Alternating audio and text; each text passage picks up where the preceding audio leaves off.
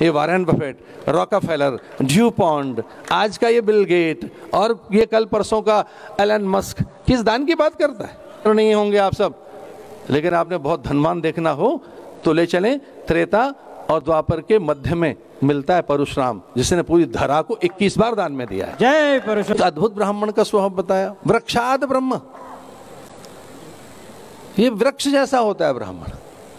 इसे वृक्षों को ब्रह्मदेव कहा गया है, पीपल को तो वास्तव में ब्रह्म कहा गया है, ब्राह्मण का स्वरूप है। पीपल जो है ब्रह्म का स्वरूप है, ईश्वर का स्वरूप है। केवल एकमात्र वृक्ष ऐसा है जो ऑल द टाइम, हर पल ऑक्सीजन देता है, एक भी पल उसमें कार्बन डाइऑक्साइड पैदा नहीं होती।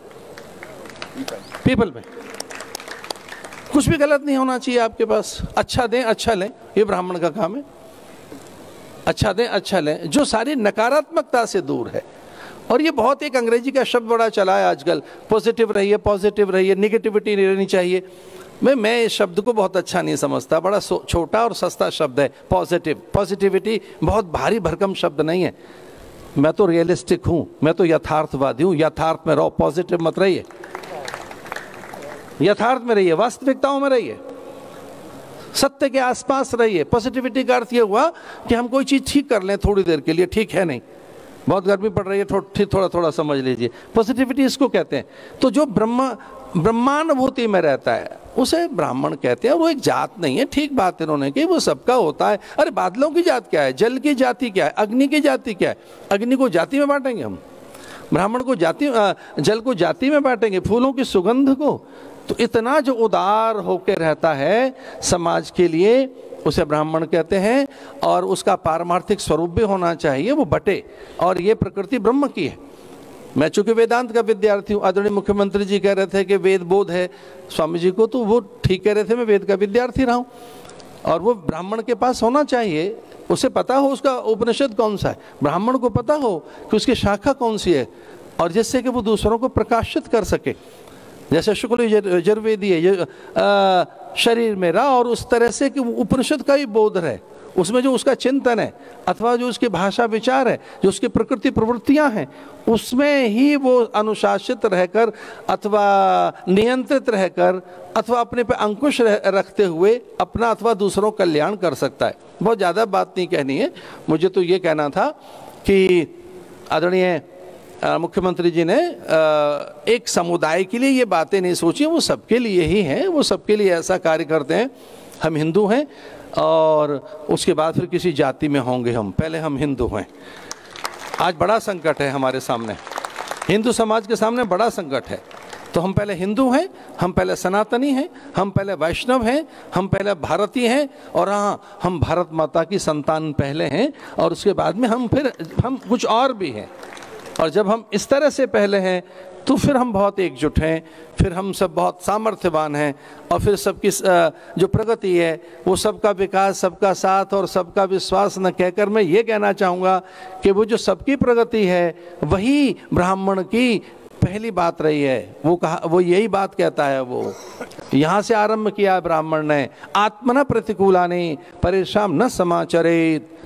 कोई मुझसे पूछे कि ब्राह्मण ने धर्म क्या बताया, ब्राह्मण से पूछा लोगों ने धर्म क्या है, पंडित जी धर्म क्या है, तो महाभारत में उत्तर दिया है आचार्य व्यास ने, वेदव्यास कहते हैं, कृष्ण द्वापायन मेरे से वेदव्यास कहते हैं, आओ मैं आपको धर्म बताता हूँ, धर्म क्या होना चाहिए। आत्मना प्रतिकूलानि परेशान न समाचरित, जो हमें अच्छा नहीं लगता वो अन्य के साथ न करें, यही धर्म है। जो हमें अच्छा नहीं लगता हम दूसरों के सम्मान और स्वाभिमान की चिंता करें। आदरणीय मुख्यमंत्री जी कन्याओं के प्रति अत्यंत संवेदनशील हैं, और यहाँ के युवाओं के प्रति, तरुणों के प्रति, तरुणी किशोरियों के प्रति और युवतियों के प्रति। और पहला एक मुख्यमंत्री देखा है जो एक नए संबंध के साथ है, तो कोई वो माताओं बहनों की बजाय, भाइयों बहनों की बजाय अथवा और संबोधन के बजाय उनका एक संबोधन भांजा और भांजी भी है, तो एक बड़ी बात है। अब वो एक दो बार मेरे साथ भी गए हैं अलग प्रदेशों में, जैसे हरिद्वार, एक बार पीछे हरिद्वार वो आए थे तो वहाँ भी लोग उनको मामा मामा कह रहे थे, हरिद्वार में भी कुछ लोग उनको मामा कह रहे थे, तो एक बड़ी बात है ये। तो ये मैं ये कहना चाहता था, एक संबंध बना के रखो प्रजा के साथ, अपनों के साथ, परिजनों के साथ, और ये ब्राह्मण का संबंध कोई होता है तो वो भी मैं बता देना चाहता हूँ, यजमान का संबंध होता है। इसका अर्थ है वो यजमान के हित के लिए अपने प्राण तक दे सकता है, वो लोक कल्याण के लिए। और ऐसा किया है दधीच ने, अस्थियां दी हैं, ऐसा किया है दधीच ने, उसने अपनी अस्थियां दी हैं, किया है ऐसा किया है परशुराम ने। उसे पता कि सारी व्यवस्था मुझे ठीक करनी थी, तो एक बार नहीं, उस भ्रष्ट व्यवस्था को उन्होंने 21 बार ठीक किया। उस समय की कुरीतियों को, उस समय के कुशासन को, उस समय की भ्रष्ट व्यवस्था को, उस समय के आतताई उन्मादियों को, अथवा उस समय के उन लोगों को जो अति भंडारण कर रहे थे, उत्खनन कर रहे थे, अथवा जो अपने हित में संपूर्ण धरा के वैभव को धरती में गाड़ रहे थे, तो उन्होंने उन आतताइयों को नियंत्रित किया। और एक बार ने 21 बार धरती भी दान में दी उस परशुराम ने।